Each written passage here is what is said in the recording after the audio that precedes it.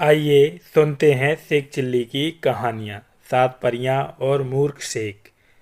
Sheikh chilli बहुत ही गरीब परिवार से था। वह पढ़ाई लिखाई में भी बहुत कमज़ोर था। अगर वो किसी चीज़ में माहिर था तो वो था दिन भर बस खेल कूद करना। अपना सारा समय वह मोहल्ले के लड़कों के साथ कंचे खेलने में बिता देता था। इसी तरह उसका पूरा बचपन बीत गया। धीरे धीरे वह बड़ा होता चला गया, लेकिन उसकी आदतें नहीं बदलीं। शेख चिल्ली की माँ उसकी इस आदत से बहुत परेशान थी। वह चाहती थी शेख चिल्ली अब बड़ा हो गया तो उसे कुछ काम धंधा करना चाहिए ताकि घर की हालत सुधर सके। एक दिन उसने शेख चिल्ली को बुलाया और खूब डांट लगाते हुए कहा, कब तक तू दिन भर ऐसे ही मोहल्ले के आवारा लड़कों के साथ कंचे खेलेगा? अब तू बड़ा हो गया है और हट्टा कट्टा भी है, तो कोई नौकरी या कुछ काम क्यों नहीं करता? कब तक ऐसे ही घर में बैठे बैठे मुफ्त की रोटियां खाएगा? माँ की बात सुनकर शेख चिल्ली ने कुछ भी नहीं कहा। वह चुपचाप उनके आदेशों का पालन करते हुए अगले दिन नौकरी की तलाश में दूसरे गांव के लिए निकल पड़ा। शेख चिल्ली की माँ ने उसके थैले में रास्ते के लिए 7 रोटियां बांध दी। इसके बाद शेख चिल्ली आगे की ओर निकल पड़ा। शेख चिल्ली ने आधा ही रास्ता तय किया था कि उसे भूख लग आई। वह कुएं के पास ठहरा और अपने थैले से रोटियां निकालकर खाने के लिए बैठ गया। माँ की दी हुई 7 रोटियों को देखकर वह कहने लगा, एक खाऊं, दो खाऊं, तीन खाऊं कि सातों को खा लूं। संयोग से उसी कुएं में 7 परियां रहती थीं। शेख चिल्ली की खाने वाली बात सुनकर वे घबरा गईं। उन्हें लगा कि वह उन परियों को खाने की बात कर रहा है। डर के मारे वे सातों परियां कुएं से बाहर आईं और शेख चिल्ली से विनती करने लगीं कि वह उन्हें ना खाए। परियों ने शेख चिल्ली से कहा, हमें मत खाओ, हम तुम्हें एक जादुई घड़ा देंगे। उस घड़े से तुम जो भी मुराद मांगोगे वह पूरी हो जाएगी। शेख चिल्ली ने परियों से जादुई घड़ा लिया और फिर वापस अपने घर आ गया। घर पहुंचकर उसने अपनी माँ को परियों वाली बात बताई। माँ यह सब सुनकर हैरान थी।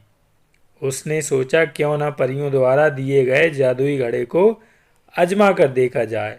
माँ ने घड़े से ढेर सारे पकवान की इच्छा मांगी। इतना कहते ही उसके सामने तरह तरह के पकवान थालियों में सज गए। दोनों ने उस रात भरपेट खाना खाया। इसके बाद शेख चिल्ली की माँ ने उस जादुई घड़े से ढेर सारा धन मांगा और दोनों अमीर हो गए। यह सब देखकर शेख चिल्ली की माँ बहुत खुश थी, लेकिन उसके मन में डर था कि गांव वाले उसके मूर्ख बेटे से उनके अमीर होने का राज ना उगलवा लें। तभी शेख चिल्ली की माँ को एक तरकीब सूझी। वह बाजार गई और ढेर सारे बतासे खरीद लाई। फिर घर के छप्पर पर चढ़कर उनकी बारिश करने लगी। छप्पर से बतासे की बरसात देखकर शेख चिल्ली खूब खुश हुआ। उसे लगा ऐसा उस घड़े की वजह से हो रहा है। उसने ढेर सारे बतासे खाए। अमीर बनने के बाद शेख चिल्ली व उसकी माँ के रहने के तौर तरीके भी बदल गए, जिसे कुछ ही दिनों में गांव के लोग भाप गए।